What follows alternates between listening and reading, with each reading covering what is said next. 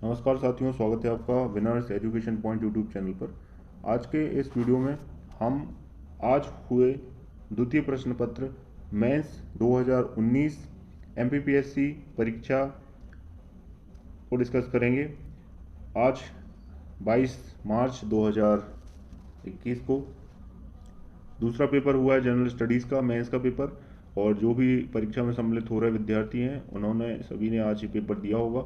आज मैं आपको बताऊंगा कि इसमें आपके लिए जो क्वेश्चंस आए थे उनमें किस तरीके से आप जो है टैकल करते हैं इनके लिए। और साथ ही जो नए विद्यार्थी हैं जो देख रहे हैं, जिनका क्रैक नहीं हुआ है या जो अभी परीक्षा देने वाले हैं, उनके लिए भी ये यूज़फुल रहेगा वीडियो। वो भी जान सकेंगे किस तरह की कहाँ से क्वेश्चंस आते हैं और एनालाइज कर सकेंगे। तो लेट्स बिगिन। पहला क्वेश्चन है 1.1, भारतीय संविधान की 3 प्रमुख विशेषताएं लिखिए जिन पर संयुक्त राज्य अमेरिका के संविधान का प्रभाव है। तो यहाँ पे सिर्फ 3 प्रमुख विशेषताएं लिखनी थी और 1 2 3 3 लाइन में आप 3 विशेषताएं जो है लिख सकते थे। जो भी कॉन्स्टिट्यूशन में संयुक्त राज्य अमेरिका से तत्व लिए गए हैं उनको यहाँ पे लिखना था। बहुत ईजी क्वेश्चन था। भारतीय संविधान की उद्देशिका में बंधुत्व का क्या अर्थ है? तो ये आपने देखा होगा कि प्रियम्बल में फ्रेटर्निटी शब्द आता है, बंधुत्व शब्द आता है। इसका अर्थ पूछा था यहाँ पे, तो इसका अर्थ जो है लिखना था। और बहुत ही बेसिक सा क्वेश्चन है, प्रियम्बल से क्वेश्चन हर बार आते हैं, आप लोगों ने देखा होगा। एक बार तो प्रियम्बल ही लिखने को आ गया था, तो प्रियम्बल बहुत अच्छे से आप लोगों को करना चाहिए। भारतीय संविधान को अर्ध संघीय संविधान क्यों कहा जाता है? किसने दी थी इसकी संज्ञा? ये यहाँ पे बताना है, इनका नाम बताना है। क्वासी फेडरल कॉन्स्टिट्यूशन जो है ये किसने कहा था? तो ग्रेनविल ऑस्टिन का नाम आपने सुना होगा। अर्ध संघीय संविधान जो है उन्होंने कहा था, जहाँ तक मैं अभी याद कर पा रहा हूँ, रिकॉल कर पा रहा हूँ। एक बहुत ही ईजी क्वेश्चन था। यदि इसका प्रकार का क्वेश्चन आता है, आपको सिर्फ एक नाम लिखना है बस।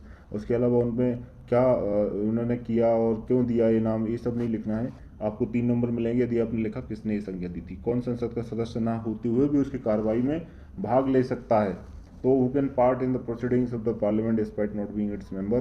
तो आपको इस बहुत अच्छे से पता होगा। आर्टिकल 88 देख लीजिए यदि आपको नहीं पता है तो बहुत इजी क्वेश्चन था ये तो, यदि पॉलिटी थोड़ी सी भी किसी ने पढ़ी है तो। संतानम समिति का गठन कब और क्यों किया गया? तो ये भी बहुत इजी क्वेश्चन है। संतानम समिति का गठन कब किया गया था, क्यों किया गया था, ये बार बार हम पढ़ते रहते हैं। 1955 के नागरिक अधिकार संरक्षण अधिनियम का क्या उद्देश्य है? तो ये भी बहुत इजी क्वेश्चन था, आप लोगों से बन गया होगा। जागो ग्राहक जागो नारे का क्या अर्थ है? क्या अर्थ है जागो ग्राहक जागो नारे का? क्या अर्थ है? स्लोगन जो है जागो ग्राहक जागो, ये उपभोक्ता संरक्षण, उनके हितों के संरक्षण के लिए ये नारा जो है, इसके माध्यम से जन जागरूकता प्रचार प्रसार सरकार करती है। जो एड्स आते हैं आप लोगों ने देखे होंगे टीवी पर, तो उसी नारे का ये जो है यहाँ पे जो है क्वेश्चन बनाया गया है। दबाव समूह द्वारा अपने उद्देश्य की पूर्ति के लिए क्या तकनीक अपनाई जाती है? तो बहुत सारी तकनीकें अपनाई जाती हैं। प्रेशर ग्रुप्स के द्वारा जो है अपने बात रखने के लिए आंदोलन किए जाते हैं, केवल स्ट्राइक की जाती हैं। तो अलग अलग तरीके से वो अपनी जो है मांगे रखते हैं। कभी सप्लाई बंद करते हैं, कभी जैसे मजदूर समूह होते हैं, किसान समूह होते हैं, तो वो आपने देखा होगा सप्लाई बंद करते हैं दूध की या फिर जो भी उनके उत्पाद हैं उनकी। तो इस प्रकार से अलग अलग तरीके से ये लोग दबाव समूह अपनी तकनीकों का उपयोग करके अपनी बात मनवाने की कोशिश करते हैं। हाल ही में आपने किसान आंदोलन का उदाहरण देखा होगा। तो भारतीय निवारण अधिनियम 1988 के अनुसार पब्लिक ड्यूटी का क्या अभिप्राय है? तो ये टिपिकल क्वेश्चन था। भारतीय निवारण अधिनियम, ये आपने भ्रष्टाचार निवारण अधिनियम पढ़ा है, करप्शन जो है एक्ट 1988 का पब्लिक ड्यूटी उसमें दी गई है, उसमें से आपको ये शब्द सा लिखना था। भारतीय प्रतिस्पर्धा आयोग का गठन कब और क्यों किया गया? तो कंपटीशन कमीशन आप सभी को पता होगा 2004 में बना। और इसको क्यों गठन किया गया था, ये यदि आपने थोड़ा सा भी इसको पढ़ा है, ये ज़्यादातर जो क्वेश्चंस हैं ये यदि आपने सिलेबस को ठीक से पढ़ा है उसी में से लिए गए हैं। ये प्रतिस्पर्धा आयोग उसी में दिया हुआ है, भ्रष्टाचार निवारण अधिनियम 1988 दिया हुआ है। इसी प्रकार से स्वास्थ्य सहायता समूह भी एक जो है टर्म दी हुई है, यदि उसी को आपने कर लिया होता तो 3 मार्कर आपके बहुत अच्छे से बन जाते। किस प्रावधान के अंतर्गत डिजिटल हस्ताक्षर को मान्य किया गया? तो ये किस उसके तहत किया गया? तो आईटी एक्ट 2000 आपने सुना होगा। ये बहुत ही इजी क्वेश्चन थे, मुझे लगता है कि सभी क्वेश्चन सभी लोगों से बन गए होंगे। इसी प्रकार से ये क्वेश्चन चुनाव सुधारों के लिए गठित 2 समितियों के नाम बताने थे। सिर्फ आप 4-5 भी यदि आया होता है यहाँ पे तो वो भी आप बता देते, क्योंकि ये बहुत फेमस कमेटियाँ हैं जो कि बहुत फेमस भी रही हैं हिस्ट्री में। और चुनावों के दौरान तो और इनके जिक्र किया जाता है। चुनाव सुधारों की जब भी बात आती है तो इनका नाम लिया जाता है। गोस्वामी समिति हो, चाहे इस प्रकार की अन्य चौहान समिति हो, इस प्रकार की बहुत सारी समितियां जो है आपको याद होगी। फिर 42वें संविधान संशोधन द्वारा उद्देश्य क्रम किन शब्दों को अंतः स्थापित कर जोड़ा गया है। बहुत ही ज़्यादा आने वाला क्वेश्चन है। 42वें संविधान मिनी कॉन्स्टिट्यूशन कहते हैं, इसीलिए बहुत सारे क्वेश्चंस भी इस पे बनते हैं और लगातार इससे क्वेश्चंस आते हैं। तो इस बहुत हॉट टॉपिक रहता है, इससे जरूर आप क्वेश्चन जो है तैयार कर लें। किस अंतर्राष्ट्रीय सम्मेलन से प्रेरित होकर भारत में पर्यावरण अधिनियम 1986 लाया गया था। तो 1986 का जो पर्यावरण अधिनियम हुआ था, पर्यावरण अधिनियम लाया गया था, वो किस अंतर्राष्ट्रीय सम्मेलन से प्रेरित होकर लाया गया था। 1972 में पृथ्वी सम्मेलन हुआ था, फिर 1980 में भी एक इसी तरह का अंतर्राष्ट्रीय सम्मेलन हुआ था। तो इस प्रकार से आप देखोगे कि जो 3 मार्कर थे बहुत ही इजी आए थे और अधिकतर जो है आपसे बन गए होंगे। इनमें से अधिकतर जो है हमारे जो एग्ज़ाम के नोट्स थे विनर्स एजुकेशन पॉइंट के, उनमें इन सभी को 90% क्वेश्चंस को कवर किया गया है। लगभग 90% क्वेश्चंस आपके उनमें से आए हुए हैं, 90 to 95%। ये आप नोट्स को यदि जिन लोगों ने पढ़ा होगा उन वो लोग बताएंगे कमेंट में मुझे कि उन लोगों को इनमें से क्वेश्चंस आए या नहीं। फिर है दोस्तों 6 मार्कर्स, संघ के प्रतिनिधि के रूप में राज्यपाल के कार्य। What are the functions of governor as the representative of the union.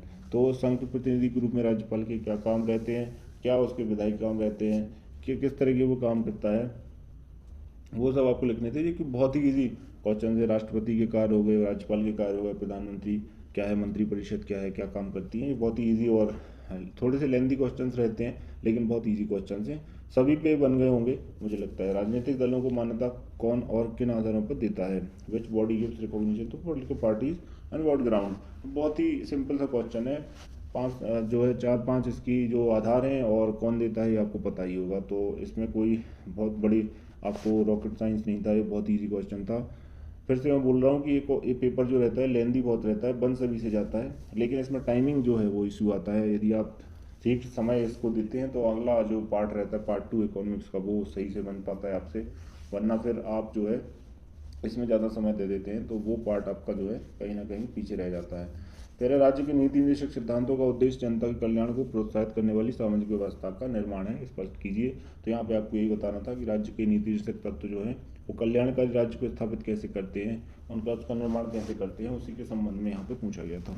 तो राज्यपाल के संबंध में मुख्यमंत्री के क्या कर्तव्य हैं। यहाँ पे मुख्यमंत्री का पूछा है और ऊपर राज्यपाल का पूछा है। तो मुख्यमंत्री, जैसा कि मैंने कहा, राज्यपाल, प्रधानमंत्री, राष्ट्रपति, जो भी संवैधानिक पदों पर लोग हैं उनके कार्य, उनके कर्तव्य जो है लगातार आ रहे हैं, लगातार आते हैं। जैसे कि इसकी के नीचे का क्वेश्चन 2.5 आप देखो तो भारत के नियंत्रक को महालेखा परीक्षक के बारे में यहाँ पर बात की गई है। तो आप यहाँ देखते हो कि इनके बारे में लगातार पूछा ही जाता है, तो आपको इसको पहले से तैयार करके रखना है। 2.6 देखो, केंद्रीय मंत्रिपरिषद। मैंने अभी बोला था आपसे, मंत्रिपरिषद, मंत्रिमंडल, प्रधानमंत्री, जो भी संवैधानिक पद हैं उनके कार्य कर्तव्य, मंत्रिमंडल, मंत्रिपरिषद के कार्य कर्तव्य, शक्तियाँ, इनके बारे में लगातार क्वेश्चन आते हैं। तो ये बेसिक क्वेश्चन हैं, ये बहुत कोई ऐसे क्वेश्चन नहीं है इनको अनएक्सपेक्टेड हों, ये एक्सपेक्टेड क्वेश्चन हैं। यदि आप पढ़ रहे हो तो इनको आपको पढ़ना ही पढ़ना चाहिए। भारत के सर्वोच्च न्यायालय के प्रारंभिक क्षेत्राधिकार की व्याख्या कीजिए। अब यहाँ पे जो है प्रारंभिक क्षेत्राधिकार 124 आपने देखा होगा। तो 124 में सर्वोच्च न्यायालय की स्थापना के बारे में कहा गया है। प्रारंभिक क्षेत्राधिकार, फिर आपको 137 एक आ जाता है, 131 आ जाता है, 143 आ जाता है। तो ऐसे जो आर्टिकल्स हैं उनमें से आपको इस प्रारंभिक क्षेत्राधिकार के संबंध में बताना था कि प्राइमरी ओरिजिनल जुरिस्डिक्शन जो है न्यायालय का, सुप्रीम कोर्ट का, वो किस में रहता है। राज्य सूचना आयोग की शक्तियाँ क्या हैं, तो ये बहुत इजी क्वेश्चन है। फिर राज्य विधान परिषद का गठन किस प्रकार होता है, तो इसकी प्रक्रिया जो है आपको पता होगी कि विधानसभा इसको पारित करती है, फिर लोकसभा में जाता है और राज्यसभा में जाता है, यानी संसद पारित करती है। उसके पश्चात ही इसको जो है अनुमति दी जाती है और राज्य विधान परिषद बनती है। आर्टिकल्स आपको पता होंगे संबंधित, इन्हीं सबको लिखना था। बहुत ज़्यादा बड़े क्वेश्चंस आपको नहीं लिखने पड़ते, 100 वर्ड्स में आपको लिखना पड़ता है। तो इतने में आपका जो है एक पेज हो जाता है, 100 वर्ड्स हो जाते हैं। लोकायुक्त को लोक सेवकों के विरुद्ध किन मामलों में शिकायत प्राप्त करने का अधिकार है। तो ये थोड़ा सा मैं समझता हूँ, ये थोड़ा सा एक तरीके से स्पेसिफिक क्वेश्चन पूछा है यहाँ पे, और ये थोड़ा सा टफ पड़ा होगा। लोकायुक्त को लोक सेवकों किन मामलों में शिकायत करने का अधिकार प्राप्त है।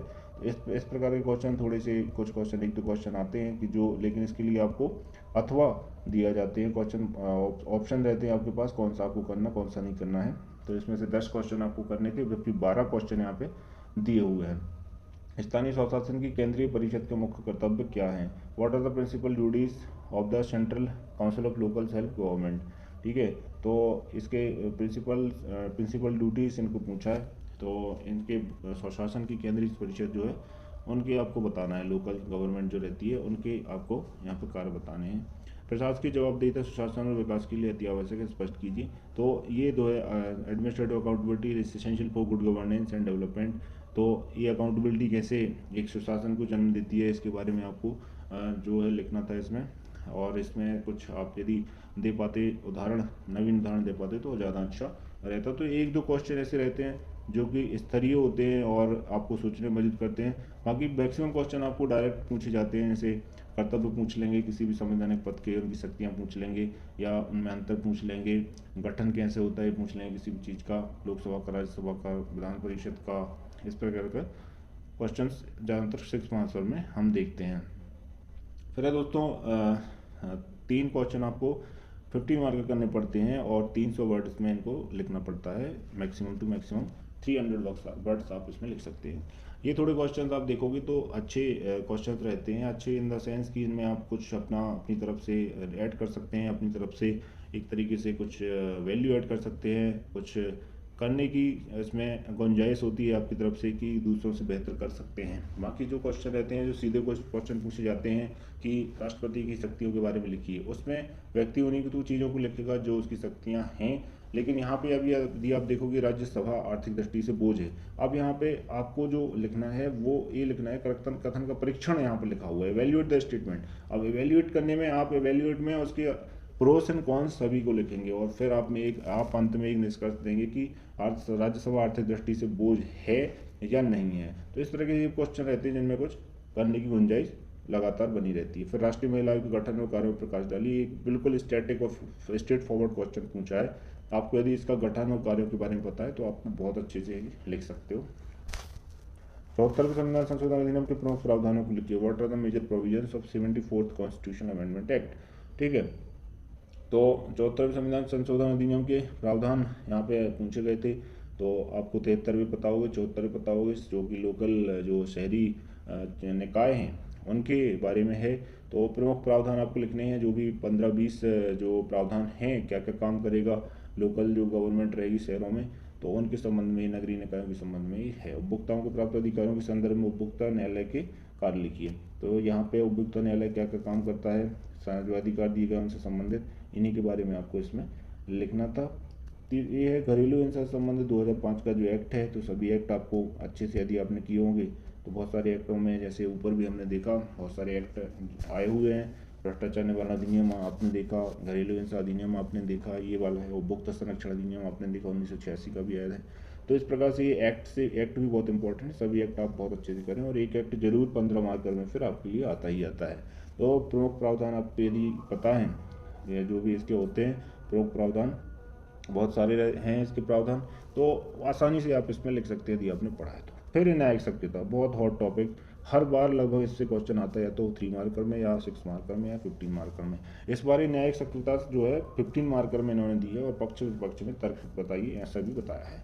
तो ये बहुत, यदि आप फॉलो करते हो करंट अफेयर्स को, तो रोज आपके लिए कुछ ना कुछ ऐसा मिल जाएगा जिसमें न्यायिक सक्रियता से संबंधित आपको कुछ उदाहरण मिल जाएंगे और साथ ही जो इसकी परिभाषा है उससे आप लिखें और उसके बाद आप इसको समझाएं कि ये न्यायिक सक्रियता क्यों जरूरी है या फिर क्यों नहीं जरूरी है। कभी जो है न्यायपालिका कभी कभी जो है एग्जीक्यूटिव के रोल में अपने आप को देखने लगती है, तो वो किस प्रकार से गलत है और यदि ये सही है तो क्यों सही है। इस प्रकार से आप ये क्वेश्चन पेपर देखोगे तो मुझे नहीं लगता कि बहुत टफ क्वेश्चन पेपर था। यदि आपने अच्छी तैयारी की है तो बहुत ही ईजी क्वेश्चन पेपर आपके लिए जरूर रहा होगा मेरे ख्याल से, और इसमें बहुत अच्छे आपके मार्क्स जरूर आएंगे। हालांकि लेंदी बहुत ज़्यादा पेपर था ये मैं मानता हूँ, लेकिन आपको फिर टाइम मैनेजमेंट यहीं आपका काम आता है, टाइम मैनेजमेंट और प्रेजेंटेशन। आप कम से कम शब्दों में अधिक से अधिक कैसे लिख पाते हो विद इन टाइम लिमिट में, ताकि आप सभी क्वेश्चन को कर पाओ। ये एक यहाँ पे चैलेंज रहता है। आई होप कि आप लोगों के सामने भी ये चैलेंज आज रहा होगा। तो इस वाले पेपर में इतना ही। इकोनॉमिक्स वाले जो पार्ट है पार्ट 2, उसके लिए हम नेक्स्ट वीडियो लेके आएंगे आपके लिए। इस वीडियो को देखने के लिए आपका धन्यवाद, थैंक यू।